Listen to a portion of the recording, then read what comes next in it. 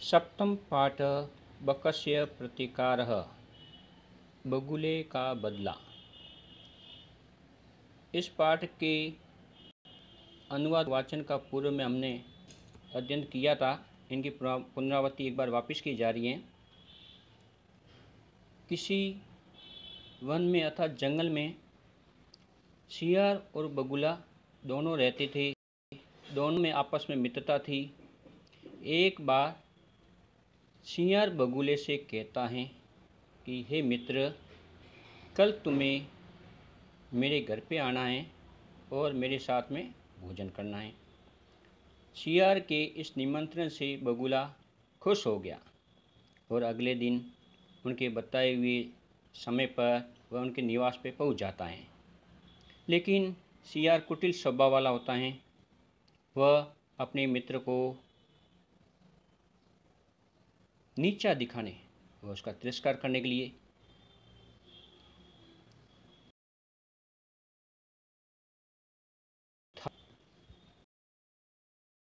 के कारण अपनी लंबी चोंच के कारण उस खीर को खा नहीं पाता है।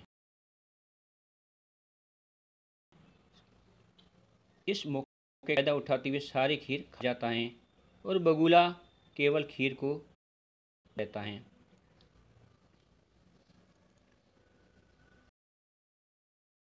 से मित्र के साथ में ईर्ष्या का अर्थात तिरस्कार का व्यवहार करता है।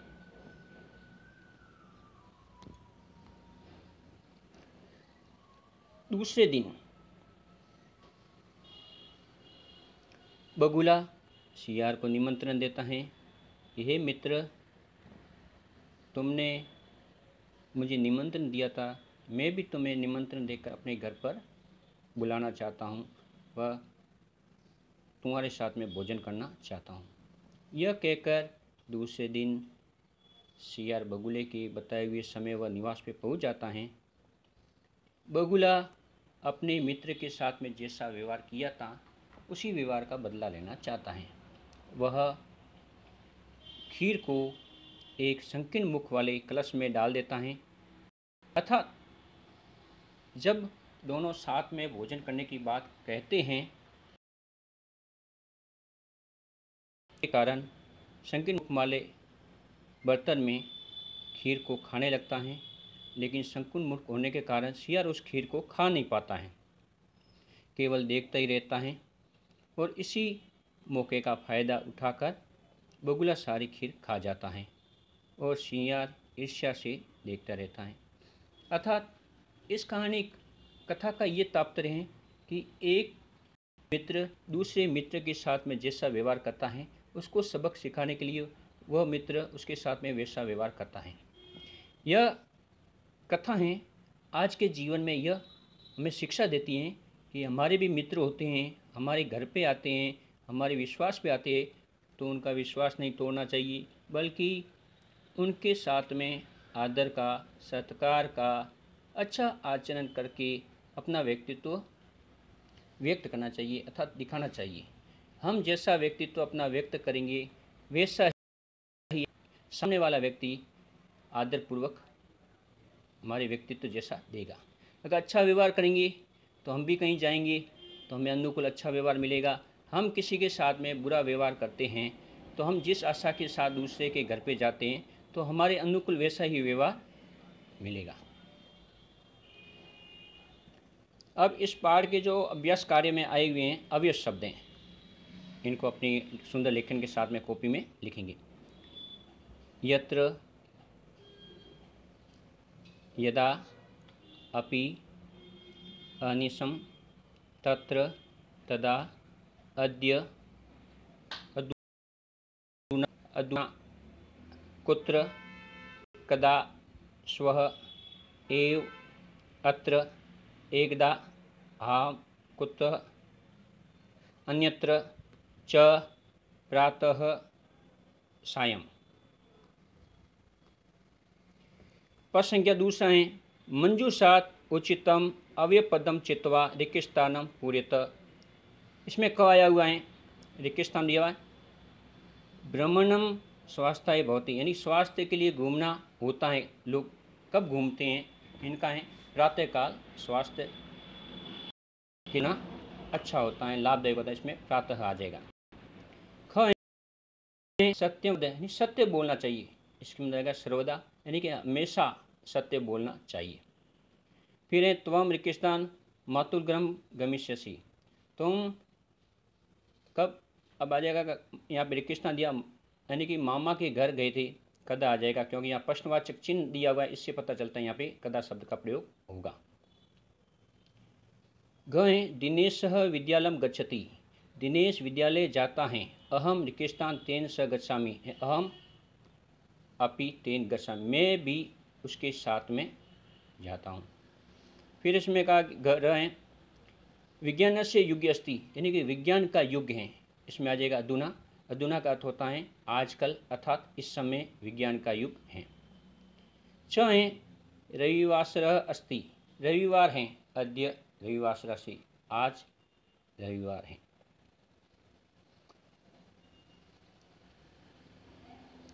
प्रश्न संख्या 3, अद्यो लिखितानां प्रश्नानां उत्तर लिखने पूर्ण रूप से लिखने चाहिए। कैसे? जिस प्रकार से पहला है श्रृंगालस्य मित्रम क आसीत, सियार का मित्र कौन था? इसका उत्तर हो जाएगा उत्तरम श्रृंगालस्य मित्रम बक आसीत, सियार का मित्र बगुला था। ख है स्थलित क भोजनम न आखर न भोजनम न अखादत, यानी कि थाली में कौन भोजन नहीं खा सका?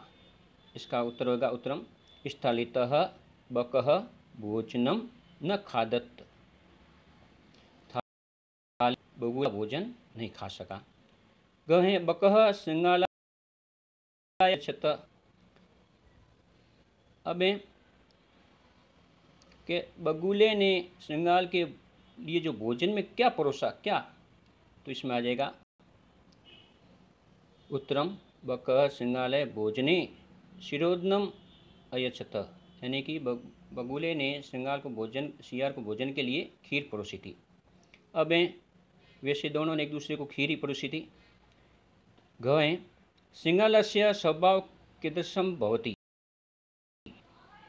सियार का स्वभाव कैसा होता? उत्तर में श्रृंगालस्य स्वभाव कुटिलः भवति, यानी सियार का स्वभाव कुटिल स्वभाव वाला होता है, कुटिल होता है।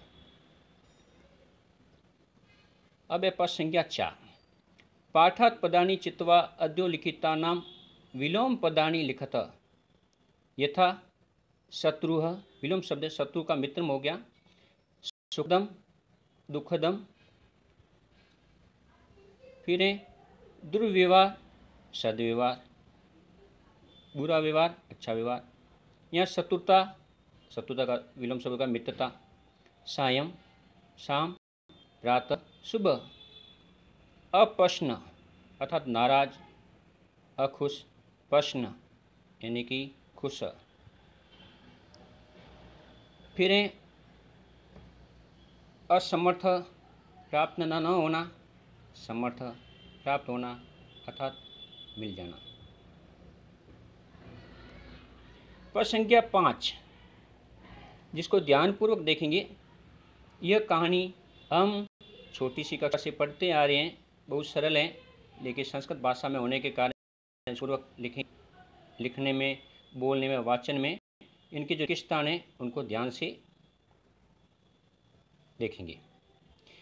एक काक आशित, एक बार एक काक कौवा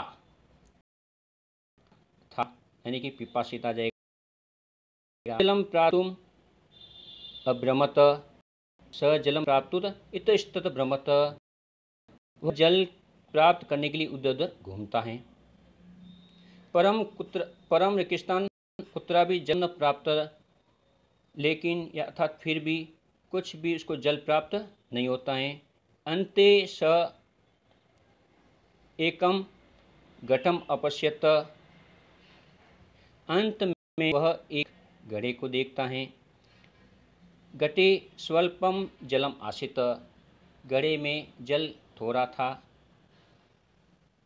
अतः स जलम असमर्थ, अतः इसलिए, लेकिन वह जल प्राप्त करने में असमर्थ हुआ, उसको जल की प्राप्ति नहीं हुई। स एकम उपायम अचिंत्यत, वह एक उपाय सोचता है अर्थात विचार करता है। स एक स्थान पाषाणस्य खंडानि घटे असिक्तम, वह पत्थर के टुकड़े को घड़े में फेंक देता है अर्थात डाल देता है। एवं क्रमेण घटस्य जलम ऊपरी आगच्छत, साथ ही क्रम से जल का, घड़े में जो जल था वह ऊपर आ गया। वह नियमित रूप से जब कंकड़ डालने लगा तो धीरे धीरे जल ऊपर आ गया। काक जलम पीत्वा संतुष्ट अभवत, कौवा जल पीकर संतुष्ट हो जाता है अर्थात उसकी प्यास बुझ जाती है। परिश्रमेण एवं एव कार्याणि सिद्ध्यन्ति न तु मनोरथे, इसमें कहा गया है कि परिश्रम से ही कार्य सिद्ध होते हैं, मन के विचारों से नहीं।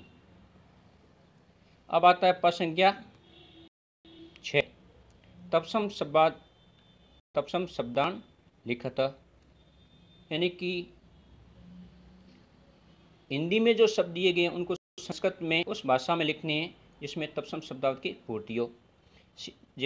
यथाकाथ होता है, जैसे सियार को श्रृंगालः, कौवा काकः, मक्खी मक्षिका, बंदर वानर और कपि भी लिख सकते हैं। बगुला बकः, चौंस चसुह, नाक नासिका। इस तरह इस पाठ को वाचन करेंगे, इनकी पुनरावृत्ति करेंगे और इन प्रश्नों का दोहरान कार्य करेंगे।